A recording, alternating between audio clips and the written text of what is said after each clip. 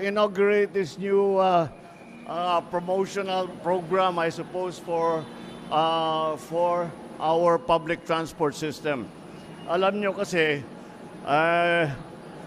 ang kultura ng Pilipino, ang linggo, para sa pamilya yan, para sa mga mahal sa buhay na magsama, na makapag-bonding ng konti. Kaya ginawa namin, ay gumawa kami ng programa, ay ang tinatawag 1+3 program. Ibig sabihin, pag linggo, bibili ka ng isang ticket, +3 ang pwede mong isakay. Ibig sabihin, sa isang ticket, 4 ang pwedeng sumakay. Para naman mabigyan natin ng pagkakataon yung ating mga pamilya, mga magkabarkada na magkasama.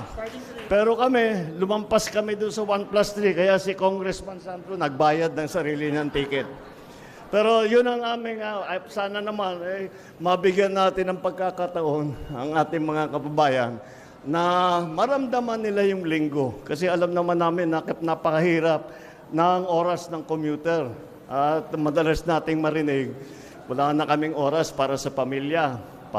Dahil pagdating namin, tulog na lahat. Aalis kami, tulog pa.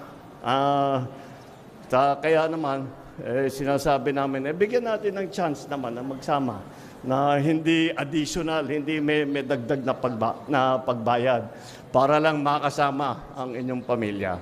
Kaya nandito na yung ating program na 1+3. Meron pa akong isusunod na announcement dahil marami kami doon sa pinaplanong EDSA rehabilitation. Ang daming bumalik na nag-aalala paano yung trabaho namin. Kung ang pag-commute namin ay napakatagal na, madadagdagan pa ng 1 oras, 2 oras, wala na talaga, hindi na kami uuwi. Kaya tinitignan po natin, ito yung nangyari. Bukod pa doon, meron tayong mga nakita ng mga bagong teknolohiya na hindi natin ginamit doon sa pagplano sa EDSA rehabilitation. Kaya in-instructionan ko si Secretary Vince Dizon at saka si Secretary Manny Bunuan ng DPWH ay sinabi ko, pause muna doon sa rehabilitation. Huwag muna natin gagawin. Dahil pag tinitignan natin yung cost-benefit analysis, maganda sana kung maayos natin. Ngunit, sakripisyo ng 2 taon na masyadong mabigat, masyadong mahigpit ang traffic.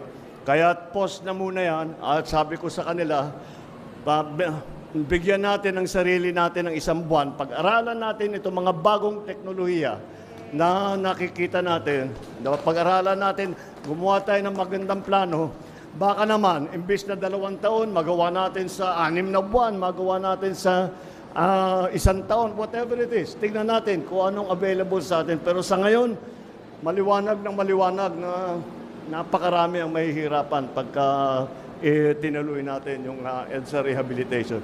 We will find, in other words, ang sinasabi ko, we will find a better way na hindi masyadong mahirap para sa ating mga commuter. Yun lamang. Ngayon, sasakay na kami ng tren. Maraming salamat. Thank you.